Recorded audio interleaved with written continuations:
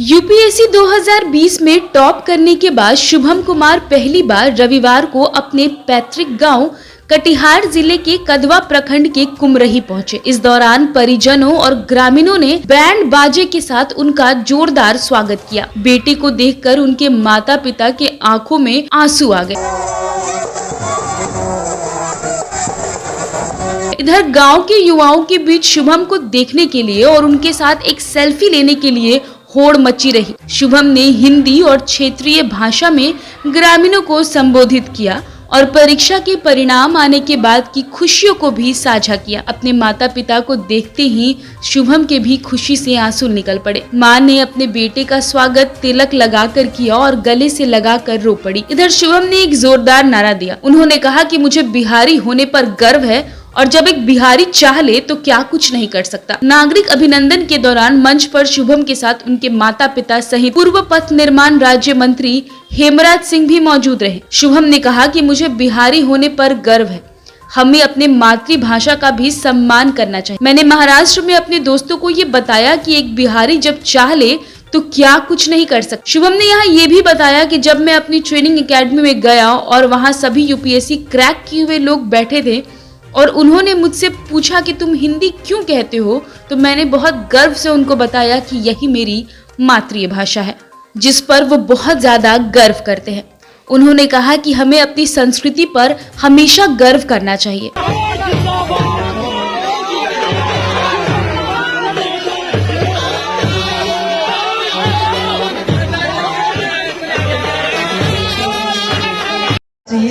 आत्मविश्वास होना चाहिए, अपने पे गर्व होना चाहिए।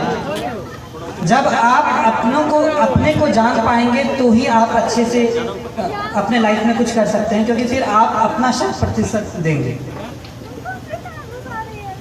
मैं जो भी हूँ वो मैं अपने परिवार वालों की वजह से हूँ। मेरे परिवार में पापा मम्मी चाचा चाची दीदी भाई बहन सबका महत्व है। मैं कहीं पे भी गया हर दिन मम्मी पापा से हर दिन अपने परिवार वालों से बात किया। तो ये कहने के लिए एक छोटा सा बात है, लेकिन जब आप अपने लोगों के पास रहते हो और उनका फुल सपोर्ट आप पे होता है, तो मुझे ये लगा कि अगर मैं एग्ज़ाम नहीं भी क्वालिफाई कर पाऊँ फिर भी मेरे परिवार मेरा हमेशा साथ देगा। कभी भी ऐसे पापा नहीं बोले कि ये एग्ज़ाम नहीं क्वालिफाई करोगे तो क्या होगा, वैसा कुछ नहीं। तो ये बहुत बड़ा रोल प्ले किया मेरे सक्सेस में। एग्ज़ाम के हर घड़ी में हर स्टेज पे मैं ये बोला कि पापा इतना मुश्किल है, मुझसे नहीं हो पाएगा। लेकिन पापा कहते थे कि नहीं, तुम कर सकते हो, तुमको जितना विश्वास तुम पे है उससे ज़्यादा मुझ पे तुम पे है। तो ये सपोर्ट जो है वो बहुत यूनिक रहा, वो बहुत अलग किस्म का सपोर्ट रहा। और दूसरी बात जो पापा कह रहे थे कि चाचा भी कह रहे थे कि घर का माहौल अच्छा होना चाहिए।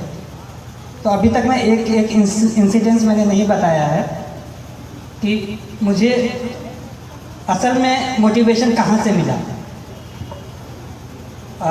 एक बार ऐसा हुआ कि पापा को याद भी नहीं होगा, बालदेव दादा मेरे घर पे आते हैं। वो अपनी बेटी की शादी के लिए कुछ 3000 रुपये पापा से उधार पे लिए होंगे और उनकी बेटी की शादी पापा यहाँ मंदिर में कराए थे। तो पापा ने ये नहीं कहा कि 3000 रुपये मैं दे रहा हूँ, वो कहा कि नहीं, आपको वापस करना है। फिर वो मेहनत किए और फिर वो 3000 वापस जब दे रहे थे तो मैं भी देख रहा था। पापा ने सारा नोट काउंट किया, 500 के नोट्स थे। फिर एंड में 3000 रुपये दादा को दे दिया कि ये आपकी मेहनत की कमाई है, ये अपने साथ रखें।